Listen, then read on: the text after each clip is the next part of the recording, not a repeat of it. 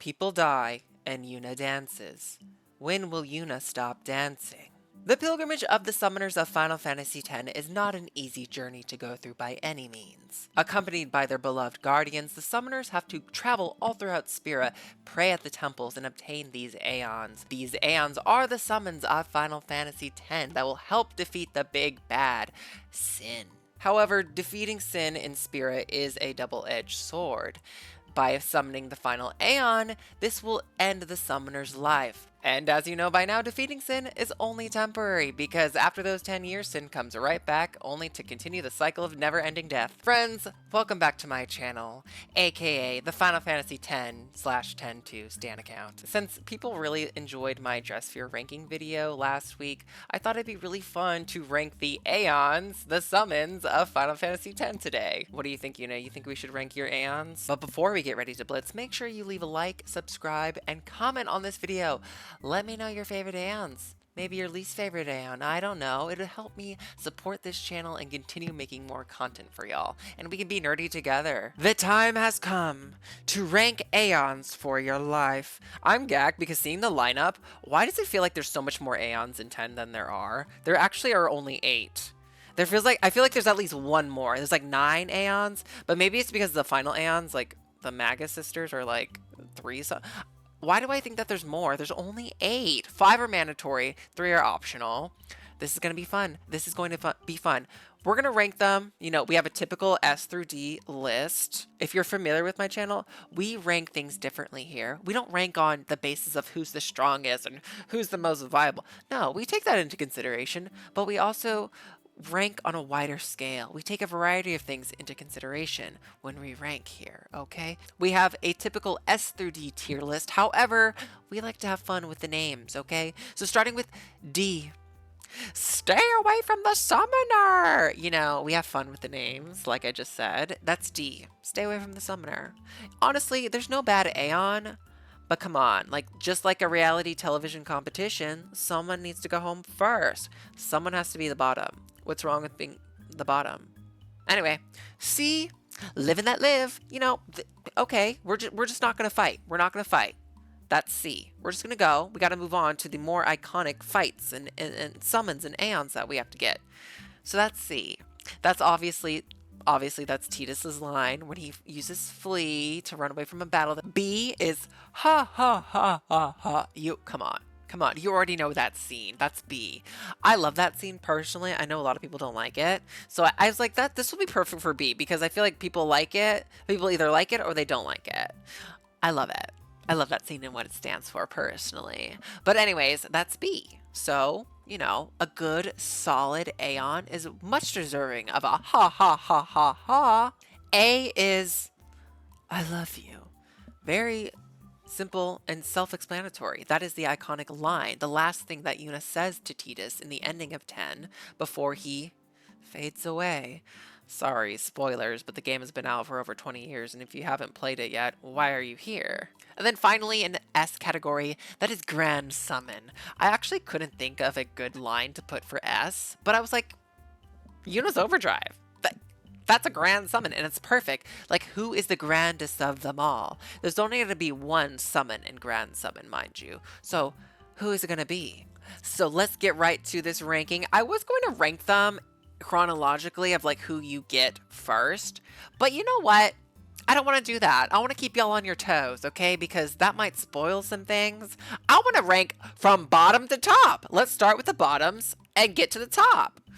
So, the first one, stay away from the summoner. I have to put this Aeon. As cool as this Aeon is, I love the design. Let me just put them right there, first and foremost. Yojimbo. Yojimbo. Someone needs to go home first. Like I said, can't emphasize that enough. Yojimbo slays. Okay, I will give him that. Yes, love the design. Love the orange-yellow color palette with some purple. Got the lion dog, Daigoro. But let me tell you, I stress myself out in every playthrough because I want to get all the Aeons. And the way you have to get Yojimbo, first and foremost, it's kind of late game. It's an optional Aeon, mind you, one of the 3 optional Aeons.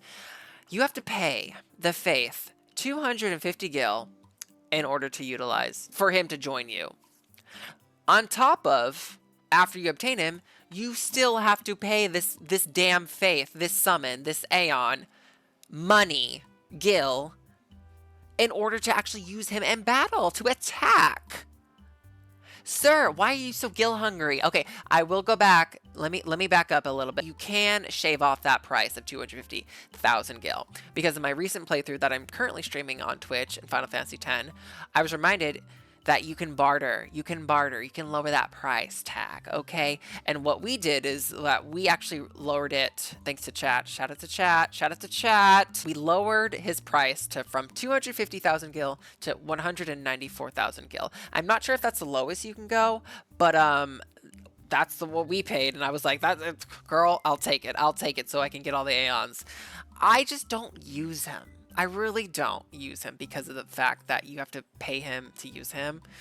Still super cool Aeon. His summon animation, the overdrive, where instantly defeats any enemy, basically, aside from like a couple boss fights, I believe. Really cool. Really cool. But I don't want to pay you, sir. I don't want to pay you. And also, I'd just rather use the other Aeons that are just more fun to me personally. I feel like my lights are too bright, and I'm just realizing it. Ooh, you know what we should do? We should give the Aeons Pokemon types. I always have Pokemon on the brain. So, Yojimbo, what would Yojimbo be? I'm going to give them different types, too. Yojimbo might be Steel, honestly. I feel like Yojimbo would be Steel. Because of his weapons. The Steel type. Steel type. So good news, I'm only going to put one Aeon in that category. So we're going to move on to the next tier, and that's Live and Let Live. Okay, so this is C. You know, these are just Aeons that are, to me, are a little, they're great, they're solid, but they're a little forgettable. It's hard for them to stand out, and I don't think they're as iconic as the rest of the Aeons. So they're not bad. They're not bad. I have to emphasize that. But the first one in Live and Let Live, I think I have to put Ifrit. I have to put Ifrit. You know, Ifrit has had a really good past couple years with Final Fantasy 16 being released, being such a huge component, you know, with Clive in that, obviously. Clive being the dominant of Ifrit. Fun fact, I used to call Ifrit Ifrit. I could not pronounce names as a kid growing up, and I probably still can't sometimes, but Ifrit. Sometimes I still say Ifrit, and I'm like, whoa. I think my favorite thing about Ifrit in this game is I love the design. I think this is like one of the best Ifrit designs, because sometimes I feel like Ifrit is a little too humanoid. You know what I'm saying? Did you ever feel like he's a little bit too humanoid? I like him more beastly. I love a beastly Ifrit. And I feel like he's really good beastly. He's really beastly here. I feel like we're talking about Pokemon, going back to Pokemon. Like, clearly this is a fire type, but sometimes, you know, some Pokemon nowadays that are newer get a lot of criticism for looking too humanoid, like too human. But Ifrit, I love it. And I think my favorite thing about this summon is that actually it's overdrive hellfire. It like traps the opponent in like this sphere of fire, and then it just hurls a chunk of earth up into it. It's so good. It's so iconic. But yeah, being the second Aeon that you obtain, I don't think it's hard to stand out from the rest of the Aeons, and I think it gets lost in the shuffle a little bit with Ifrit, in my opinion. I don't know. That's why I just can't rank it higher. And it is one of the few elemental summons, because I think there's only really 3 elemental summons. Again, I don't know why I thought that like every Aeon had an element. I think it's just Ifrit, Ixion, and Shiva. And I really like that because they also can heal themselves in battle. So that does give them some more brownie points. The next Aeon in the category, right next to Ifrit, above Ifrit, that's going to be the third Aeon that you get from Jose Temple. And that's Ixion. Dun, dun, dun. Ixion is a solid Aeon. First of all, unicorn, electric unicorn, electric type unicorn. Is this a regional form of Rapidash? I think my favorite thing about Ixion is that I think it's a Aeon or summon that's unique to Spira. Maybe it's appeared in other Final Fantasy titles, but I think originated from 10, if I'm not mistaken. Could be wrong. There's pros and cons to that. I feel like it's really cool how some Aeons, it kind of makes them stand out a little bit when they're uniquely tailored and only appear in that Final Fantasy title, but also that makes you want to see them like appear in other iterations of Final Fantasy. I think my favorite thing about Ixion, though, is probably its summon animation. I just love seeing Yuna pull Ixion out from that portal, that electric portal, and just swing him out, and he just comes flying out, being the noble steed that he is. That's my favorite part about Ixion. Also, are there any Dead Fantasy fans? Am I the one Dead Fantasy fan? Shout out to Monty RIP, you icon, for creating such an iconic series. Dead Fantasy, when Yuna got into her her summoner dress sphere and summoned all her Aeons and battled the Kasumis. Girl, and then Shiva came and rode on Ixion into battle. Go watch Dead Fantasy. Shameless plug of Dead Fantasy. Dead Fantasy 4. Oh, God. What an iconic series. Moving on to our next category. Look, we're blowing right through this. Jeez, is this a speed run? Ha, ha, ha, ha. B. Who is our first Aeons in B? Ooh, ooh, ooh. It's going to be Bahamut. It's going to be Bahamut, the iconic reoccurring dragon summon of Final Fantasy, who you get. This is the last mandatory Aeon that you get in Bavel. Non-elemental, but hard-hitting Aeon for sure. And just that pose alone has to be kind of at least a higher placement than the other Aeons. The iconic arms crossed. Mood. Looking like a boss. The giant wings. I love how they're also like rainbow kind of. They're colorful wings. Slays. Such a good, honestly my favorite design of any Bahamut in all of Final Fantasy, but I could be biased because 10 is my favorite anyways. And its faith is of a young boy, which is just so iconic. You would not think that, who you actually see throughout the course of 10. So that definitely makes this summon pretty memorable.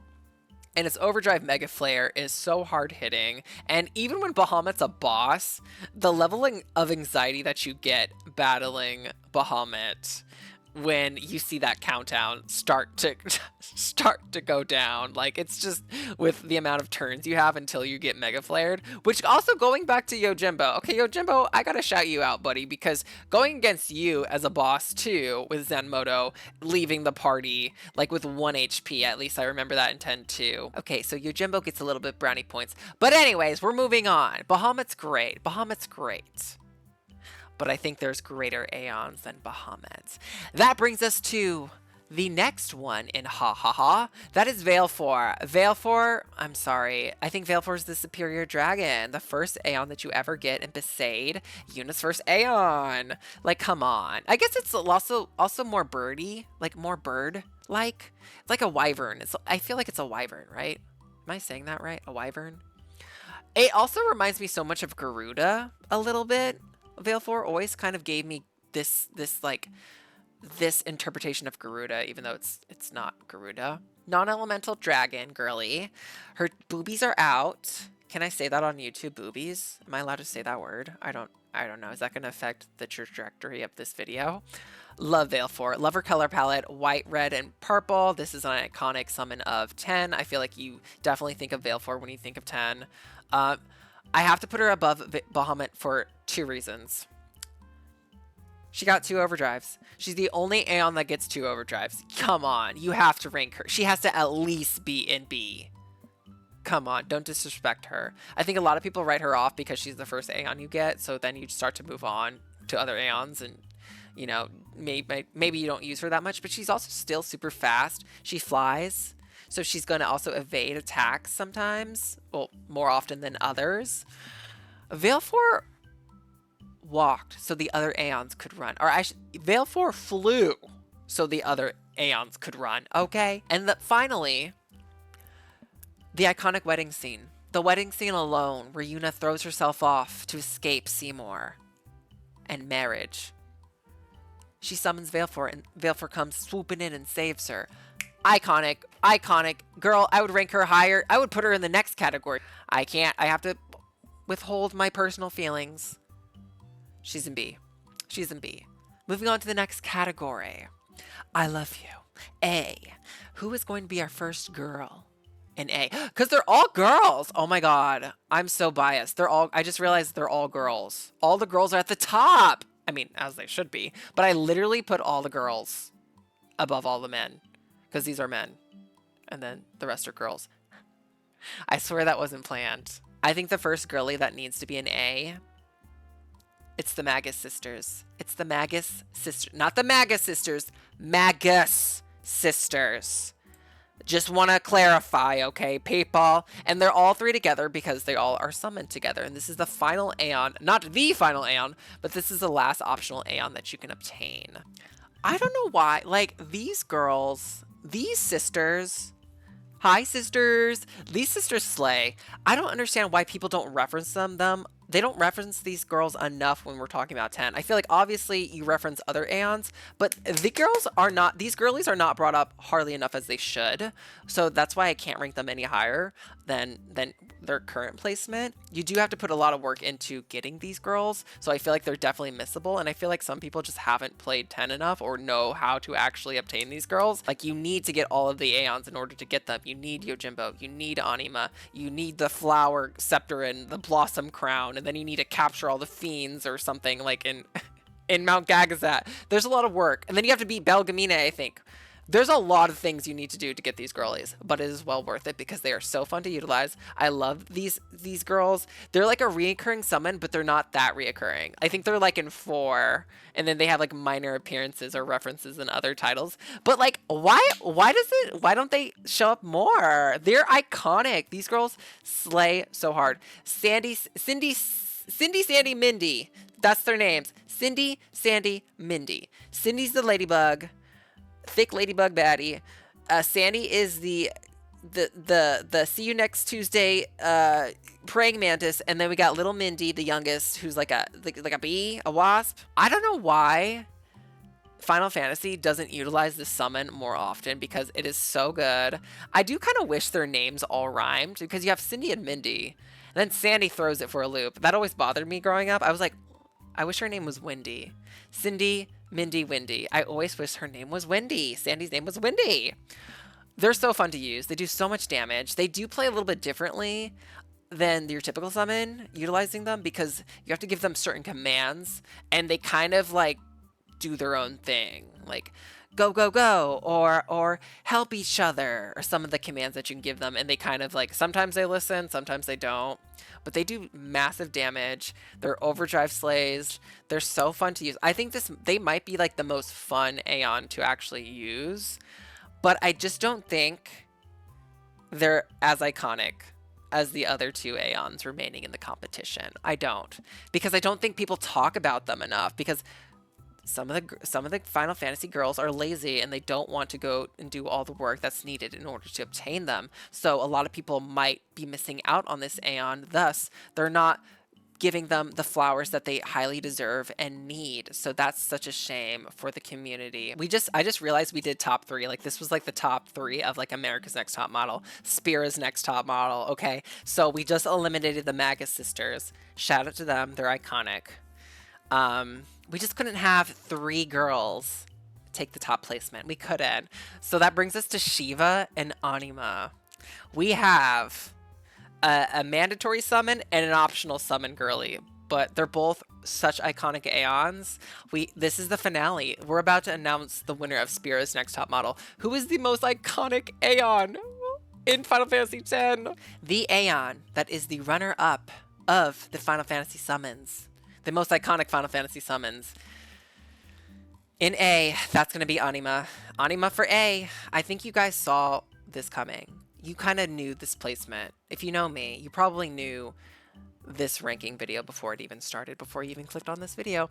Anima's an A. Anima, though, even though she is an optional summon, she is so iconic. She appears in the story. This is the summon that mainly is used by Seymour. This is his summon. This summons Faith is Seymour's mother. We all know this. Such an iconic story. I love that this Aeon is kind of like the Aeon that you get the most backstory out of, and it's such a beautiful, haunting, horrific design. Anima, I think she's beautiful. There's something so beautiful about those teeth, those bandages. But I just love the imagery of it because there really is so much pain in Seymour's backstory along with his mother. You know, those two were kind of exiled from the Guado because Seymour's half human, half Guado. There's lots of discrimination with that. You know, became a summoner. Then the mother became the faith in order to sacrifice herself. There was just, and then Seymour ran away. Like, there's so much sadness and pain with this Aeon. I love how powerful this Aeon is too. And obviously you got to put in the work to get this Aeon. In order to get this Aeon, you got to get all the destruction spheres throughout all of the Cloister of Trials. If you miss out on those destruction spheres, you're missing out on such an iconic Aeon in 10.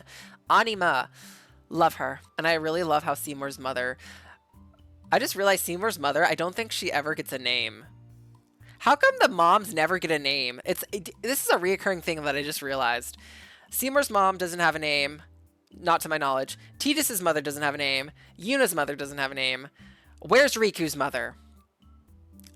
10 doesn't like moms. It does not like moms. It doesn't like moms at all. And then just utilizing her, joining forces with Yuna, like Seymour's mom knows what needs to be done to stop her son from doing all of these treacherous, evil things. And using Anima, summoning Anima against Seymour for some of the boss battles. And Seymour actually taking note of this and interacting with his mother, like, oh, so powerful. So powerful. Love it. Love it. And then that brings us to the overdrive. That overdrive.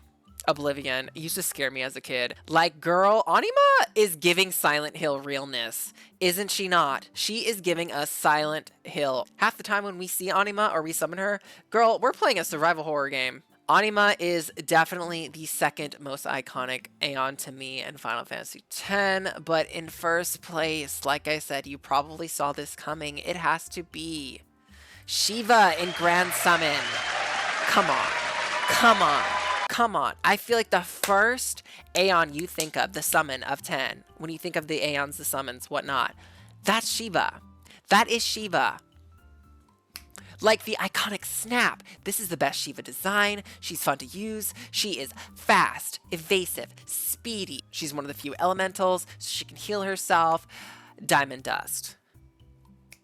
Best iteration of Diamond Dust. Best iteration design of Shiva. You get her at such a pivotal moment in the story when you actually fight Seymour for the first time. You turn on him and call him out. You can't even celebrate with her when you obtain her because you have to fight Seymour and his goon squad of Guado. And then Anima, like, oh my goodness. Oh my goodness. Her summon animation alone, Queen knows how to make an entrance, okay? She comes down from heaven. She throws her cloak to Yuna. Are you kidding? Are you kidding me? She said, hold my cloak, girl. Hold my cloak. I have business to attend to. The cultural impact, the reset of Shiva in 10. I think she just impacted all of our lives. Our childhoods. Maybe you played 10 later on in life. So maybe she influenced your teenage or adulthood. Like I said earlier, there may not have been a whole lot of mothers present in 10, but Shiva was there. Shiva was the mother that we all needed in 10. Okay? I thank her for everything that she's done, for all of her inspiration and influence. And that's why, to me, Shiva will be the ultimate summon of Final Fantasy X. And there you have it, friends. This is the official ranking of the Final Fantasy X Aeons in 2025. Do you agree with this list, yes or no? Honestly, I kind of hope that you don't agree with this list so you can tell me in the comments as to why you disagree. And if you agree, then you have taste, my friend, and I love you. And also, if you guys have been enjoying these ranking videos, be sure to leave a comment of what else you would like to see on this channel and what other things you would like me to rank. Friends, thank you so much for watching today's video of ranking the Aeons of Final Fantasy X. It means so much to me, and I hope you had a good time, just as much as I had a good time making this video. Don't forget to leave a like, subscribe, and comment. It would help me continue making more content for y'all. And until next time, thank you so much for being you. The people and the friends that we have lost, or the dreams that have faded, never forget them.